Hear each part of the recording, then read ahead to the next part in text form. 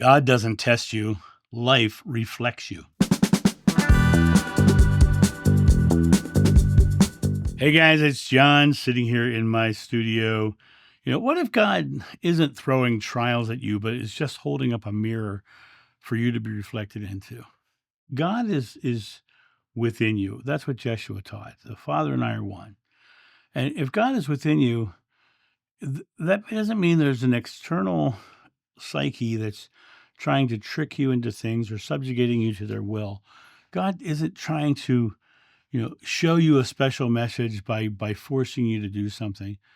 And God doesn't play mind games because that would be unloving, and God is love. Testing is a fear-based narrative. I am tempting you. I'm testing your faith to prove that you're worthy. Those are fear-based narratives that come out of an ideology of fear. Would love ever try to break you just to prove itself? Love doesn't.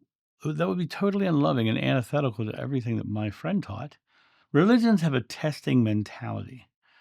Stories like Job taken out of context, preached to explain suffering without understanding reflection.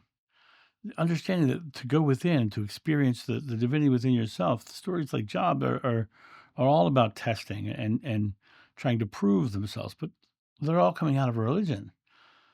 And Joshua never framed hardship as tests from God's. It's according to your faith. It's about belief, not God's trials. You will live according to your faith, according to what you believe. That's exactly what he taught about. He said, what you choose to believe, what you put faith in will be your experience because God is reflecting that faith back to you. But here's the interesting thing about faith. Faith, belief only exists in the present moment. It's not in your past. That's the results of your faith. The future is just the substance that your faith is going to play out in. It always comes back to what do you believe about the now? But there's never a moment where Jeshua said that God is going to test you or give you trials and tribulations. Those are taught in hindsight. We had a tough time, so God must have blank. You go through the Old Testament, you'll see story after story of God was with this army and not that army. Why? Because they won. Because they're going back and they're looking at these trials and tribulations that they overcame.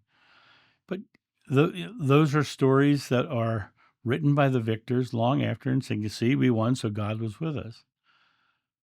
Jeshua taught empowerments over endurance. He didn't say, even when things are tough, turn the other cheek.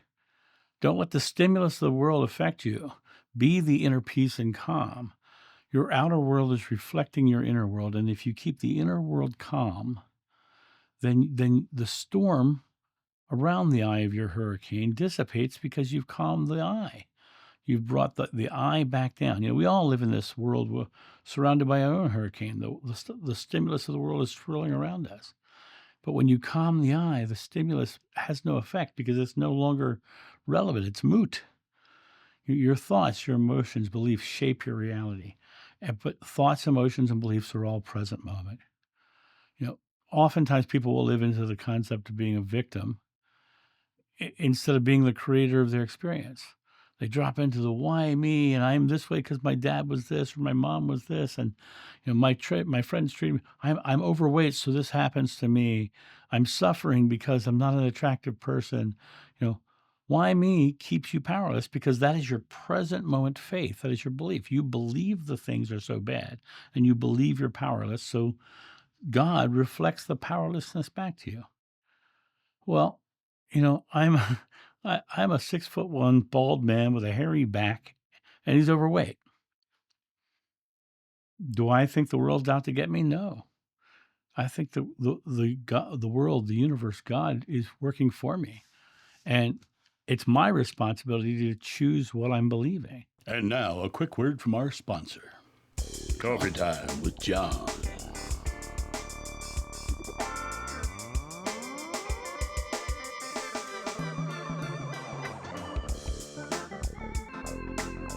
This channel runs off coffee, so get your coffee and tea at johnsjoe.com. The Bhagavad Gita says, thought by thought you forge your destiny. Therefore, to keep your mind on the positive rather than the negative is considered the austerity of the mind. Well, when you're having that negative, what are you learning? When something negative happens, is it awakening growth and clarity, or is it becoming a definition or a label that you're living into? When you keep seeing yourself having the same type of relationships, why? Because you are bringing beliefs and thoughts into that relationship. You keep suffering and struggling in life or have ailments. Well, you believe that you're an ailing person or someone who is absolutely um, quote unquote sickly. My father used to call me sickly when I was a kid. Um, and which was a very interesting thing because I was a highly empathic person, and I would feel things, and I would get fevers and sickness, right? But I don't have any of that anymore. I don't. I can't remember the last time I was sick. I had COVID for a day and a half. That was the concept of that. The God is reflecting your beliefs. Do you believe that you financially struggle? Do you think money is hard to come by, which a lot of people my age do, because our grandparents went through the depression and our parents had a lack mentality, so we tend to struggle financially, which I no longer do. But you know, and that doesn't mean I'm a wealthy guy. I don't focus on numbers because I get everything I ask for. So why would I need the number? That's sort of kind of crazy, right? Well, take a moment and explore your scarcity thoughts. What is it you're believing? And alter that belief. Choose to believe something different. Having health issues, check your stress level, your self worth narratives, because your body is a product of your belief. I'm not worthy, which will break you down. Your stress levels are high, usually because you're trying to find validation or trying to find someone who will give you that validation, which is love. And and oftentimes, as the Gnostic Gospel of Mary Magdalene says, all ailment comes from fear. So your health issues are coming from some fear somewhere, according to her anyway.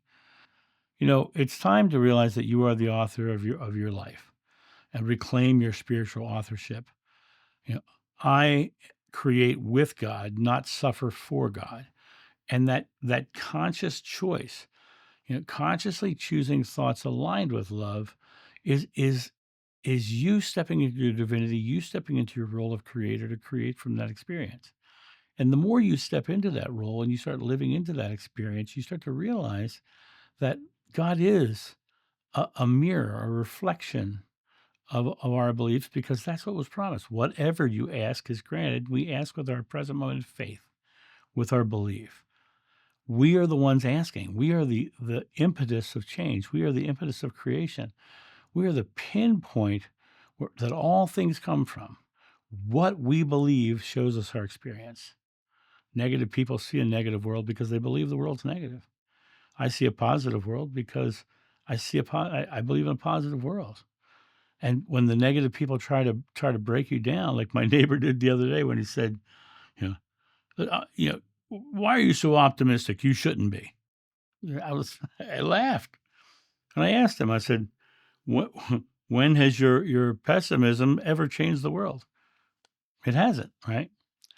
Life isn't testing you; it's revealing you. It's who you are within, and you have the power to change the reflection in the mirror, but just by simply making a different choice, choosing to believe this outcome that's coming into your experience from your own conscious choosing and declaring and believing the outcome is coming, because that is what the Bible says you're supposed to do. When you pray, believe you shall receive and you shall. Whatever you ask in God's name is granted if you have faith. If you have faith as small as a mustard seed, you can ask a mountain to move, right? It always comes back to, what do you believe? What is your faith? What are you putting your conscious choice in creating? And in that conscious choice of creation, you have come to a place of realizing that God is a reflection, not a judge, not a dictator who's telling you that you have to do his will. God is love, and you are a reflection of love. And out of love, the universe is giving you exactly what you choose to believe. And so make it a good thought. And that's my thought on this. You guys have a great day, and I will talk to you soon. See you. Bye.